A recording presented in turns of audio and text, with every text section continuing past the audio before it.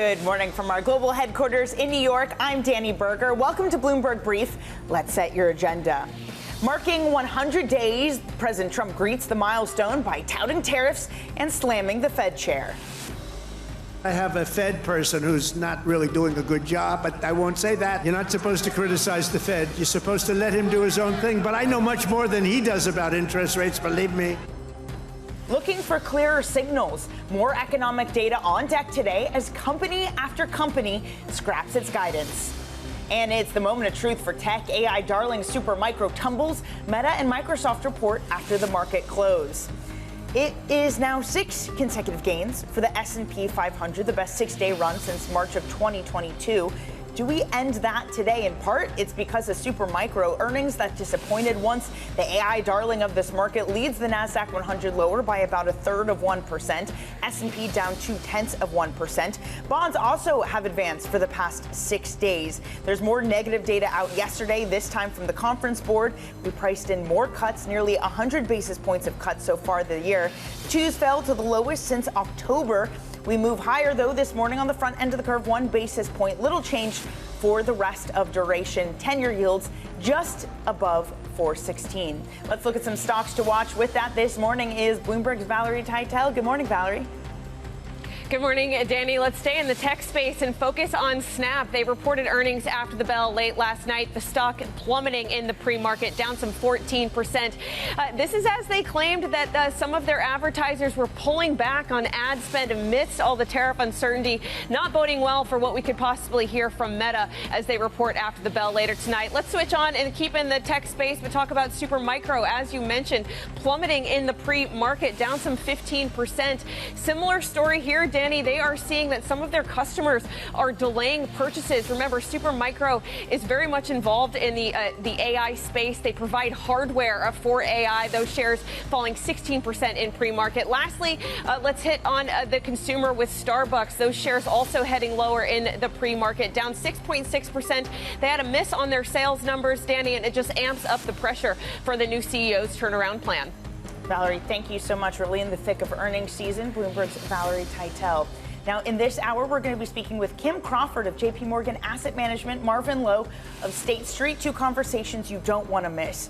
And look, it's been a volatile April for treasuries. I'm sure a lot of people are happy the month is over. At one point, 10-year yields posted the biggest weekly surge since 2001. But even with that, the benchmark yield is still on track to post a 4th straight month of decline. And since President Trump's inauguration, yields are down about 47 basis points.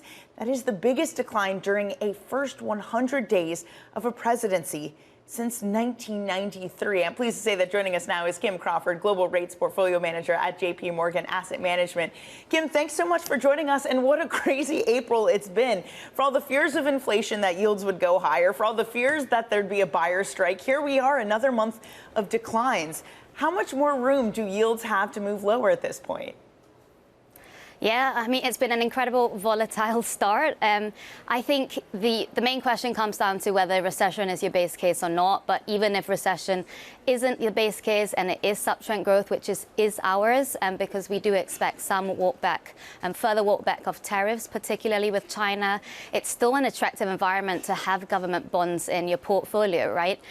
You pick up good income levels in sort of a steady state environment, but then you have those double-digit returns that you could participate in if a recession does hit. Our next target, for example, was 3 3/4 in treasuries in that base case of still a subtrend growth environment with some tariff rollbacks. I'm about to commit a little bit of a data crime, Kim, and just use the past 6 days. And I know 6 days does not a trend make, but we have returned over the past 6 days to an environment where stocks and bonds have been positively correlated. This time it's prices moving back up for both of them.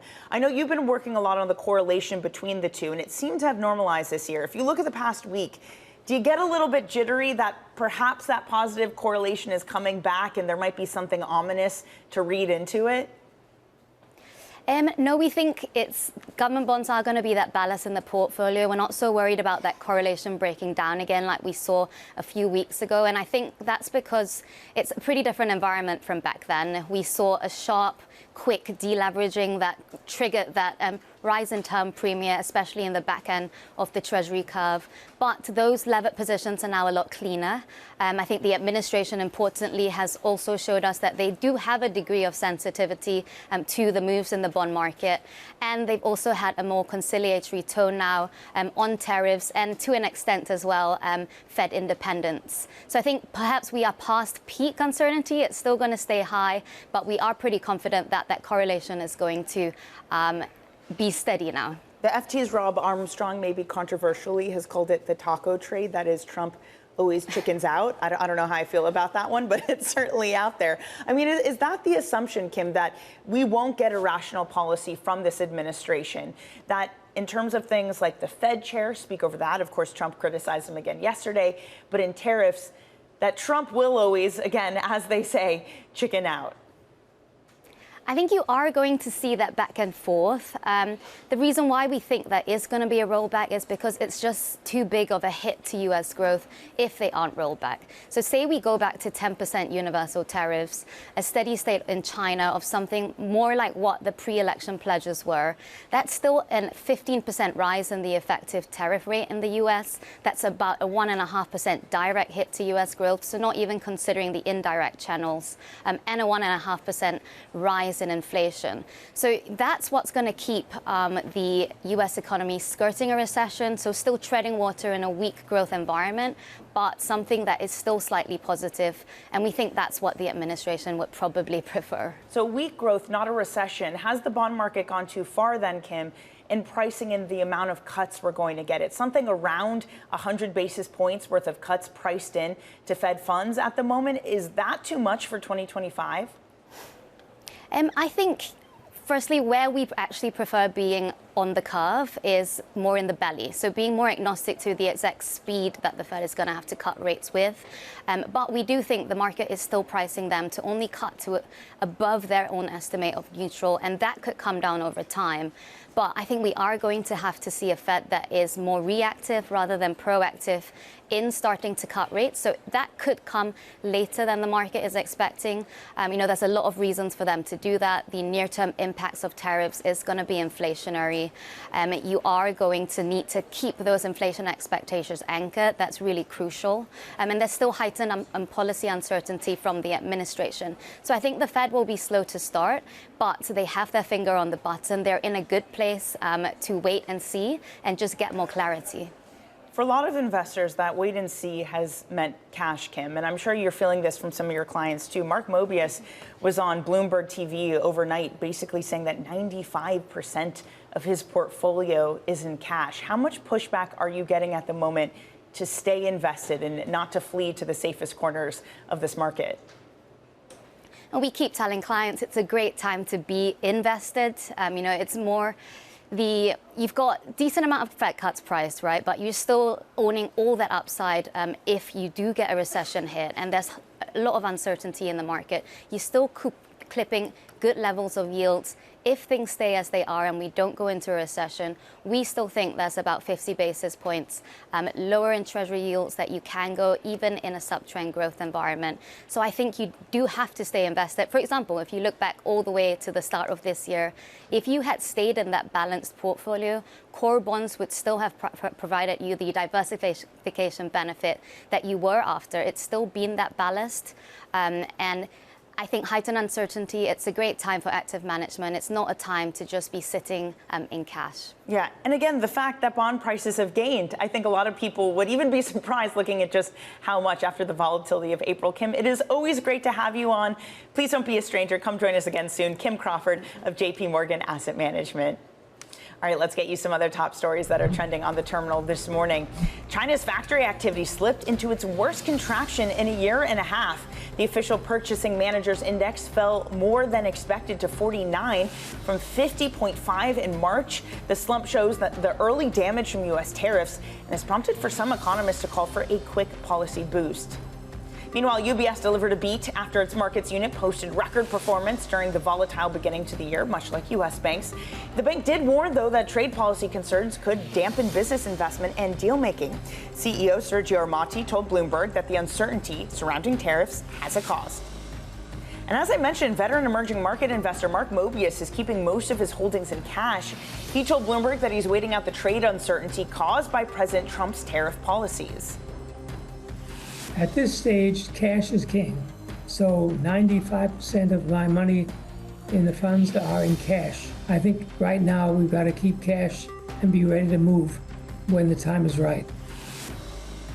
Coming up, President Trump marks his first 100 days by re-upping his criticism of Fed Chair Jay Powell. We'll have more on what the president said next.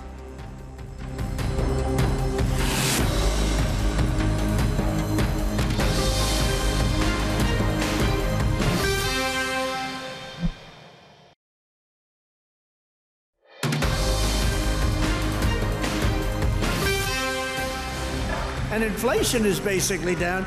And interest rates came down despite the fact that I have a Fed person who's not really doing a good job, but I won't say that. I want to be very nice. I want to be very nice and respectful to the Fed. You're not supposed to criticize the Fed. You're supposed to let him do his own thing, but I know much more than he does about interest rates, believe me. That was President Trump speaking last night just outside of Detroit, Michigan, to mark his 100 days in office. For more, we're joined by Bloomberg Global Business Editor Josh Galou and Chief European Correspondent Oliver Crook. Josh, I want to start with you because this time we heard Trump again speaking about Powell. But this time he didn't necessarily say that he was looking to terminate the Fed chair. He didn't, although he has said that before. And, you know, he has, in the last couple months, really lived up to his image of going back and forth on some of his issues and the degree to which he's going to pursue them. So he did stop short of that. He seems to have taken into account how much that hurts him, you know, in the past in markets when people feel uncertain about his approach to the Fed. But, you know, we don't know what he's going to say a week from now. And what we do know is that there are big pressures building in terms of price pressures, inflationary pressures from his tariffs, and that the Fed is also a useful punching bag in that regard when he can point to them for not lowering interest rates. He can also suggest that they are responsible for governing inflation and growth. So he has a habit of going to them. But, you know, markets at this point are very touchy with what the president is saying, and will certainly be looking for signs that he's not going to cause disruption there as well. Yeah, the scapegoat. Josh, and before we get to you, Oliver, Josh, we also heard him signing some directives when it comes to tariffs and auto tariffs. Just how relief did he give the segment? Right. We're going to have to see how much that really impacts car makers, although, you know, many have already spoken out and saying it comes as a great easing. But, you know, the details are a bit murky. They're in his executive order, and they primarily relate to the stacking of tariffs. So not putting a tariff on top of the imported car with imported steel and aluminum costs, or with auto parts that are coming in from foreign countries, not taxing those for cars that are assembled or finished in the U.S. So look, there are American car makers that will benefit from this. There are also European car makers that stand to benefit from this, like Volkswagen, which produces cars in Tennessee, and BMW. So we'll have to see, but certainly in the auto industry, it's very welcome. But you have to balance that against a great deal of uncertainty that they're dealing with here. And this sort of underscores that. He's making these really large, blunt tariff positions and then walking them back with a little bit of surgical intervention there to see if he can ease some of the pain. And there's a question to how much pain this really eases. Dan Ives writing just moments ago saying, while this sounds good on paper, less bad than the original auto tariff slate, a U.S. car with all U.S. parts made in the U.S. is a fictional tale. Oliver, you've been tracking a lot of the auto earnings. Do you see any relief amid them? Listen, I think as Josh was sort of outlining there, when you look into this, I think it would be an even more nightmare scenario to have a situation where you have 25% auto tariffs, then stacked on top of that 25% steel tariffs, 25% aluminum tariffs, and then 10% universal tariffs. And so basically, Trump administration brought that off of the table. But again, this doesn't go a great deal of distance in terms of bringing great relief to the auto sector. I mean, it certainly helps some of the domestic producers who really basically were telling the Trump administration they had no way of replacing a lot of the parts that they were importing. But again, this is a very sort of surgical change to the tariff regime, and one that kind of frankly also complicates the picture a little bit. I'm sure that the car makers will be welcoming this, but as Josh was laying out, this creates even more confusion in terms of what the tariff regime is going forward for this auto sector. And as we heard from basically the three big car makers here in Europe, from Stellantis, from Volkswagen, from Mercedes-Benz, basically all three have withdrawn their guidance. Stellantis and Mercedes officially said, basically, we have no way of determining what automotive demand is going to be like, what pricing is going to be like. We are pulling our guidance. Volkswagen left its guidance in place, saying that basically they're not taking into account any of the tariffs, which as far as I'm concerned, basically is withdrawing the guidance. So we are really going into the rest of this year and potentially longer completely blind for what this is going to mean for the auto sector. We do not know what the rest of the year is going to hold for them. They do not know what it's going to hold for them. All that we know is that it's going to be quite a bit worse because, Danny, it's not just about the cars that are being exported from Europe into the United States. This is a highly cyclical industry. If you have a downturn, you have global growth that slows down, that is going to absolutely kill automotive demand, not just in the United States, but all across the world. Oliver, Josh, thank you so much for tracking this for us. That is Bloomberg's Josh Galou and Oliver Crook. Now, coming up, it is the second busiest day this earnings season. We're going to get results from tech heavyweights Meta and Microsoft. After the bell, we'll outline what to expect coming up next on your Bloomberg Brief.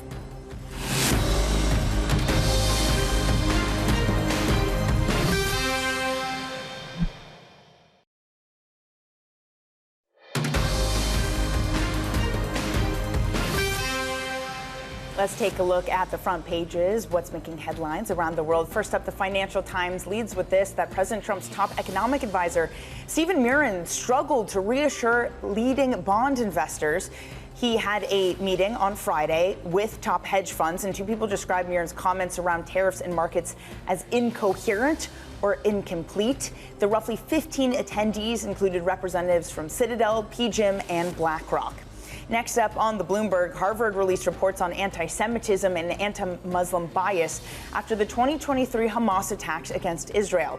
It described a tumultuous period marked by anti-Israel protests, allegations of doxing and discrimination. Harvard's president apologized for the university's failures and announced plans to focus on promoting respectful dialogue and revisiting policies. And the Wall Street Journal leading with the trade war, driving more companies to withdraw forecasts. Snap, JetBlue, Volvo all shelved earlier profit guidance for 2025 due to the economic uncertainty. The reluctance to give guidance also shows the degree which executives lack visibility into the company. And we're going to get even more big results today after the bell, Meta and Microsoft. Joining us on it is Bloomberg's Charlie Wells. Good morning, Charlie. What are we expecting today? Good morning, Danny. So I just got to say it's M&M day, right? We've got in that Mag 7, we've got Microsoft and Meta. And look, I mean, it's easy to be bearish on these stocks when, you know, the tech sector is really under so much pressure. And certainly there's going to be a lot of focus on Microsoft's AI spend, right? They walked away from some data center deals that caused a lot of consternation. But we also have to think with a lot of these companies about some ballast that they may have in this trade war uncertainty. And let's not forget, Microsoft produces some of these critical office software programs like Word, like PowerPoint, and that could be something of an insulating factor if we're thinking about that stock. It's Word and Microsoft. I mean, like, who has bought Microsoft for those assets in a long time? So I love that we're focusing back on that, Charlie. But look, it's been a tough past 12 hours for the AI darling. Supermicro reported earnings. I mean, Charlie, this was a stock that at one point was so loved by hedge funds and individual investors alike as a real beneficiary of the AI boom. What happened yesterday in their earnings with shares down 15% in the pre-market this morning?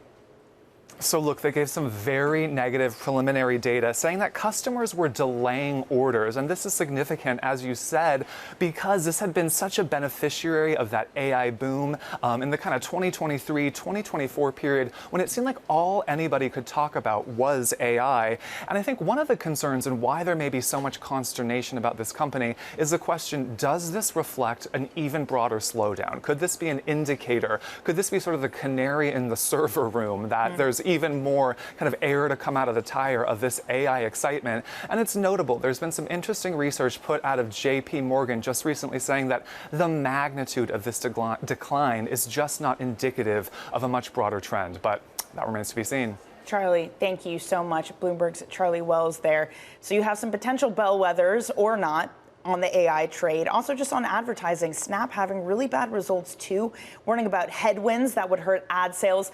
But then again, Snap hasn't always been indicative of what the big tech does. For example, Google still really strong results when it comes to ad spend. So as Charlie was talking about, will we see the same for Meta today? All right, a quick check on markets as we head to the half-hour mark. You're looking at S&P 500 futures down about 0.1%. Do we break the 6 consecutive days of gains? But your 10-year yield, that continues to move lower. It would be the 7th consecutive day of a move lower. That is now below 416 at 415, lower by 1.3 basis points. Coming up, we're going to be speaking with Marvin Lowe and why he says the genie can't be put back in the bottle. The damage is done. That's coming up next on your Bloomberg Brief.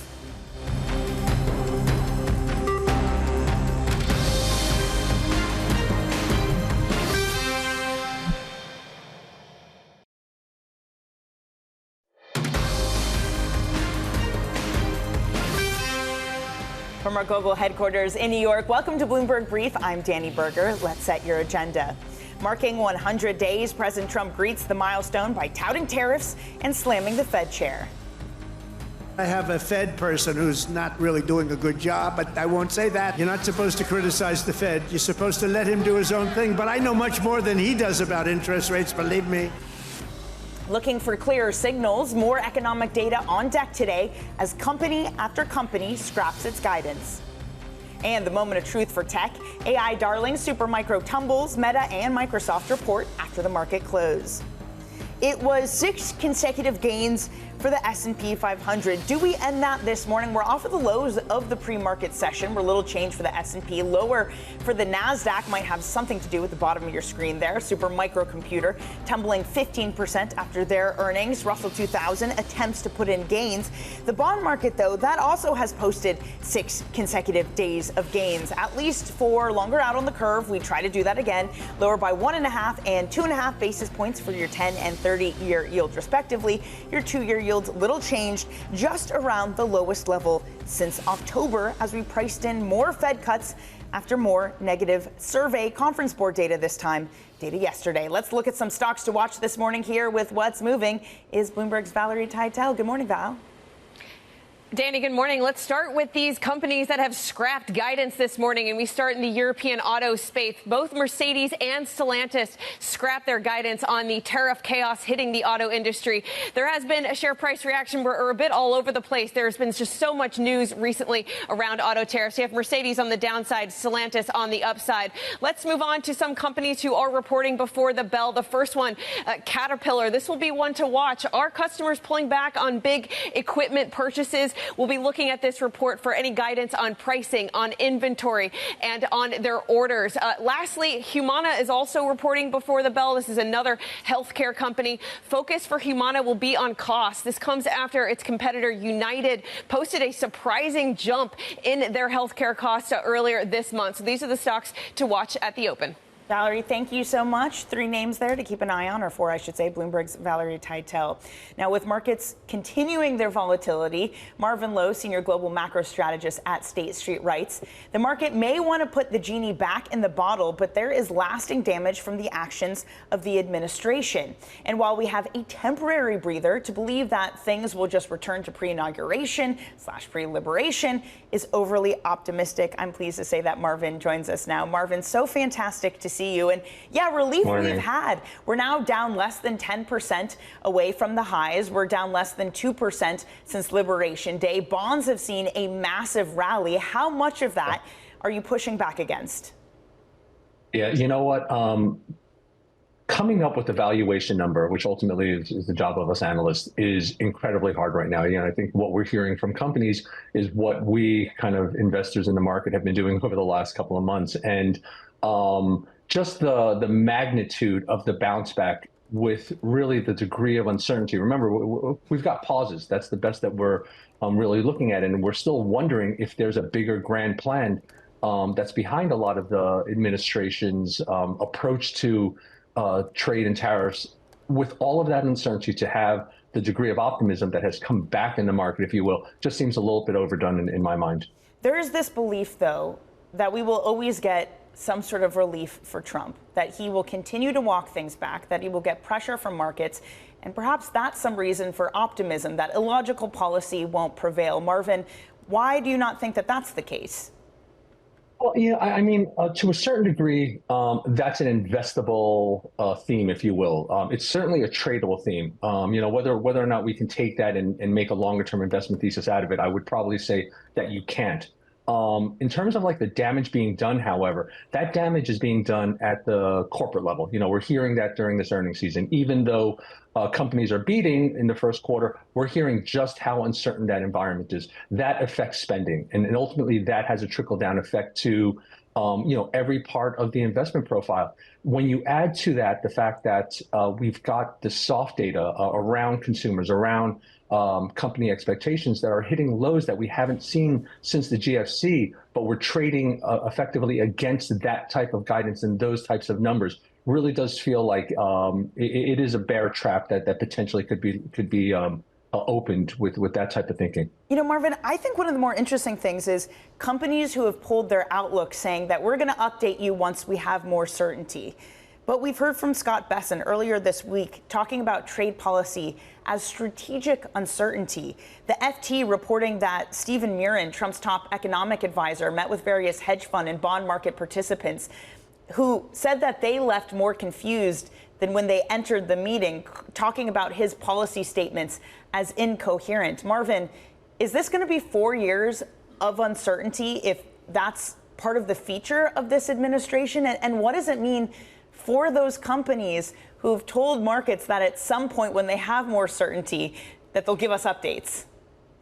Yeah, I mean, certainly misdirection, I think, has been one of the strategies that this administration has really like to use as a negotiating point. And there is something to be said about making sure the other side at the person at the other side of the table really doesn't know your intentions. Kind of having said that, misdirection to this degree when we're talking about global trade routes, when we're talking about really potentially an ideologue that's driving where they see kind of the interaction of all these different economies. It does make for a very difficult equity risk premium, bond term premium heavy environment, just from the perspective of if you wanted to distill it down to how much compensation I need for this uncertainty, that's where it shows up. Marvin, just how much of a shift are we seeing for asset allocators? You've been working a lot of correlations, especially dollar versus bonds. Yeah. At first, kind of the sell-off in treasuries, it was chalked up to fast money. But for asset allocators who look more into the future, who take a longer time to make these decisions of where they want to be allocated, is a shift underway? Yeah, I mean, that's a fabulous question, because I think that really gets to kind of where we settle in this kind of broader discussion. One, we were heavily over-allocated towards the asset classes and the geographies that we know about. U.S. exceptionalism going into the beginning of the year, tech, really the yield offered by 10 years. All of that from a historical perspective was somewhat overweight. We have seen a culling of that getting back to neutral. One of the things that I think might be somewhat long lasting is the approach to the dollar and really where treasury yields kind of fit within that 60-40 portfolio. And I do think that we're seeing a home bias, which means that foreigners might be taking a bit more out of the U.S. than they would normally. And just really the correlations between treasuries and how it didn't hedge a portfolio, which is one of the most powerful aspects of the treasury, is something that risk managers, something that 60-40 proponents are going to be asking themselves, because I don't believe anybody's completely comfortable saying that the volatility is gone. So you need those assets that are going to protect you in that type of environment. Yeah, we might see gains, but the ride to those gains has been anything but calm. Hey, Marvin, before we let you go, I just want to go back to this earnings season and what we're hearing from companies. Specifically, when we got Punchbowl reporting yesterday that Amazon was going to include the tariff cost increase to their products. You get pushback from the White House. Amazon says, no, we're not doing that. This really interesting thought came from Paul Donovan of UBS, and I just want to get your thoughts on it because he basically said that tariff transparency is a good thing. And if we don't have it, it means we're going to be in an environment where companies are raising their prices and we don't know why, that they might re-engage in sort of the COVID cycle of raising prices just because they can and blaming tariffs. You're saying yes, so that is a real threat for this market, you think? I agree that prices are stickier going up than coming down. So once the price goes up without transparency, it's going to be harder for us, the consumer, to really understand what that price is. I would say that when you travel to a VAT domicile type country, you know what the VAT is. When we pay sales tax, when we kind of go and buy things, we know what the sales tax is. This is a tax. There's nothing wrong with disclosure around that tax. Yeah. Marvin, I mean, it's interesting times we're living in. Thank you for joining us to help try to make sense of it. Marvin, thank you so much. Marvin Lowe of State Street. Enjoy the rest of your week. All right, let's get on to some other top stories that are trending on the terminal this morning. China's factory activity slipped into its worst contraction in a year and a half. The official Purchasing Managers Index fell more than expected to 49 from 50.5 in March. The slump shows early damage from U.S. tariffs have prompted some economists to call for a quick policy boost. UBS delivers a beat after its markets unit posted record performance during the volatile beginning of the year, much like its U.S. bank counterparts. UBS did warn that trade policy concerns could dampen business investment and deal making. CEO Sergio Armati told Bloomberg that the uncertainty surrounding tariffs has a cost. And veteran EM investor Mark Mobius is keeping most of his holdings in cash. He's told Bloomberg he's waiting out the trade uncertainty caused by President Trump's tariff policies. At this stage, cash is king.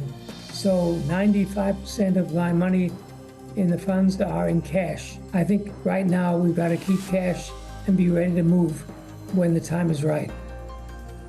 Coming up, President Trump marks his first 100 days in office by bashing Fed Chair Jay Powell and giving autos some relief. More on that next on your Bloomberg Brief.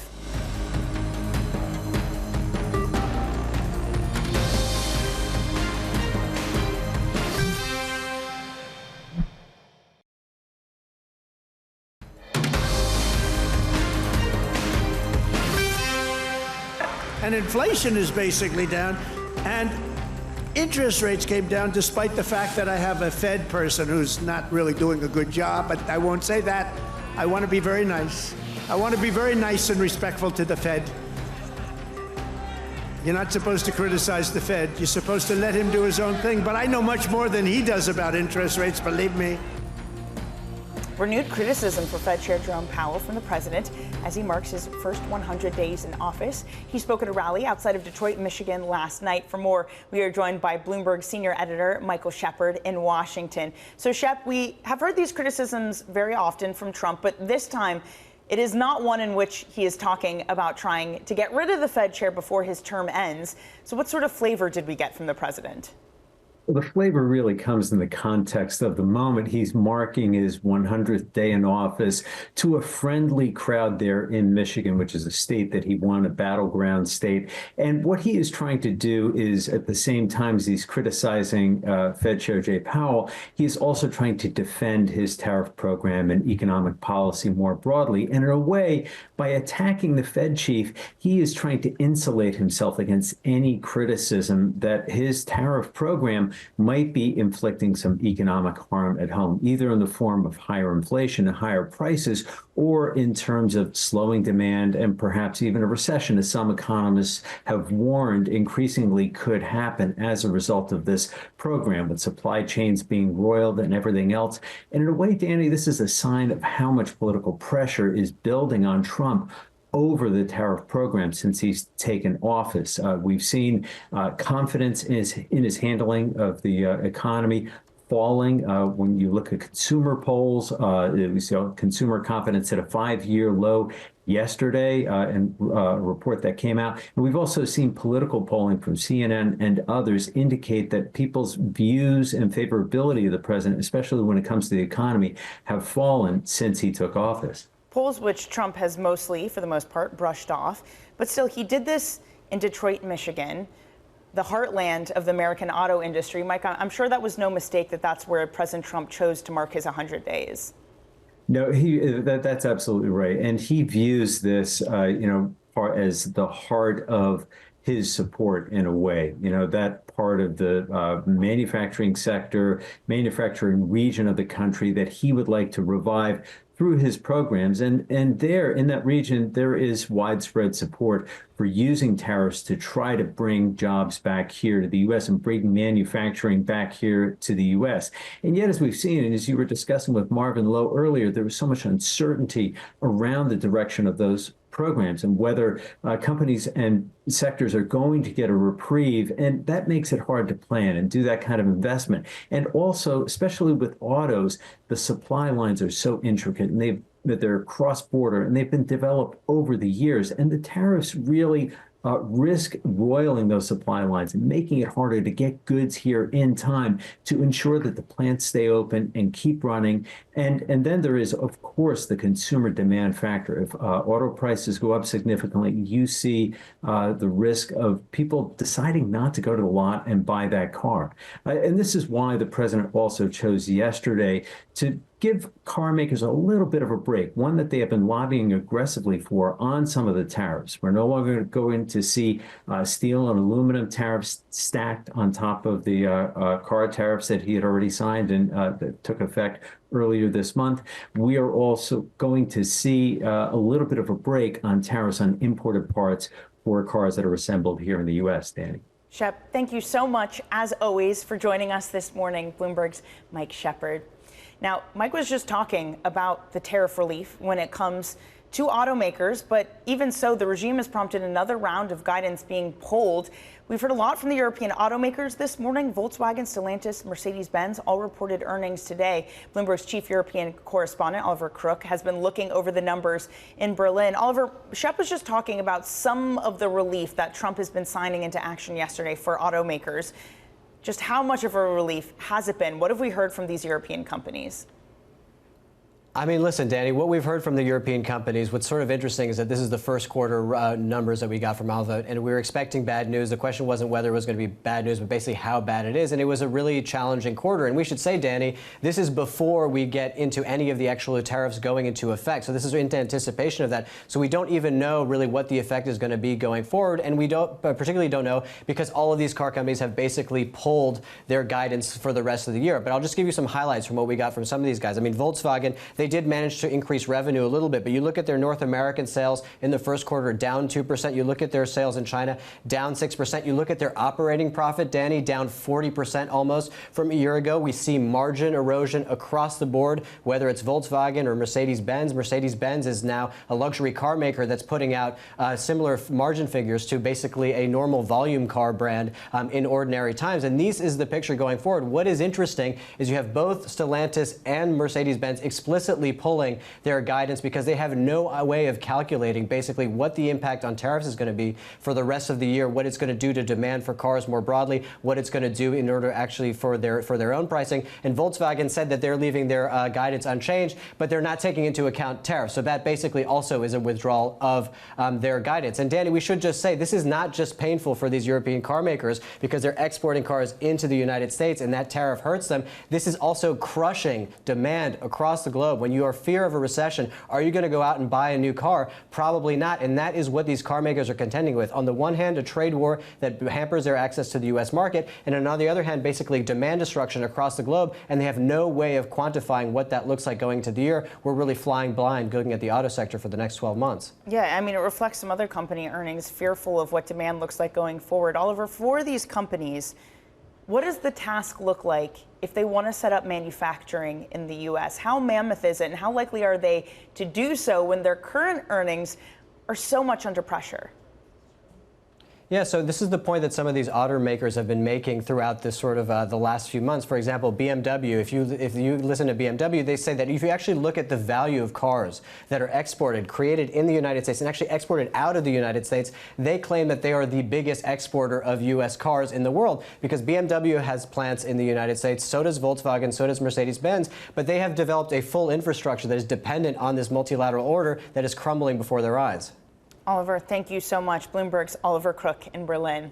Now let's stay with earnings in the U.S. and tech. Meta and Microsoft report after the market closed. Joining us now for more is Bloomberg's Charlie Wells. Charlie, what are we expecting today?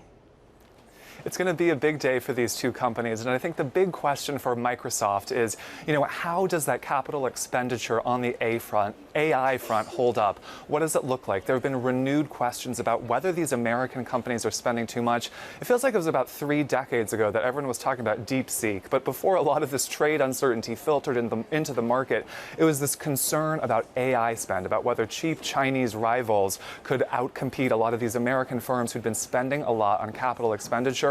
On the Meta front, this is going to be interesting from the advertising component, and it kind of ties into some of these AI questions too.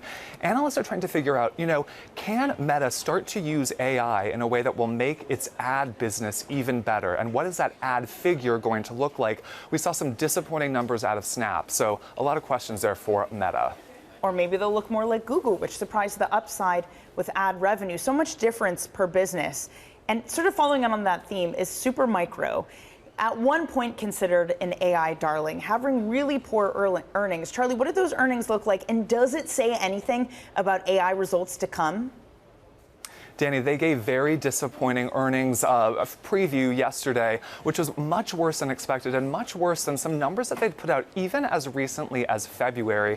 And I think that's the concern, that there is more of a kind of depressive stance in that AI, in that hardware space. But, JPMorgan put out some research saying that this is just such a dramatic drop that it is not necessarily indicative of the broader space. And I think when you look at some Bloomberg intelligence commentary, this is really striking. It's that Supermicro may have been too reliant on some big deals. So that may be a business model flaw that a lot of these firms need to rethink going forward. If, say, AI spend starts to slow down, do these firms need to rely a little bit more on, more medium size, on smaller deals, as opposed to big ones where when there are questions, they start to delay some of the orders that they put in. Hey, Charlie, thank you so much for your work this morning. That is Bloomberg's Charlie Wells on the tech earnings to come.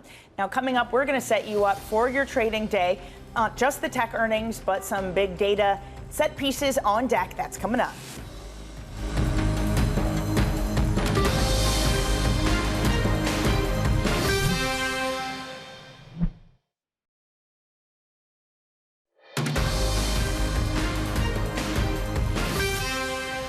Get you set up for your trading day on this Wednesday. Caterpillar and Etsy, they will be reporting earnings before the bell. We also have some economic data on deck. GDP comes at 8:30 a.m., PCE at 10 a.m., and it is a big day for big tech. Meta, Microsoft, Qualcomm, all of them report after the market close.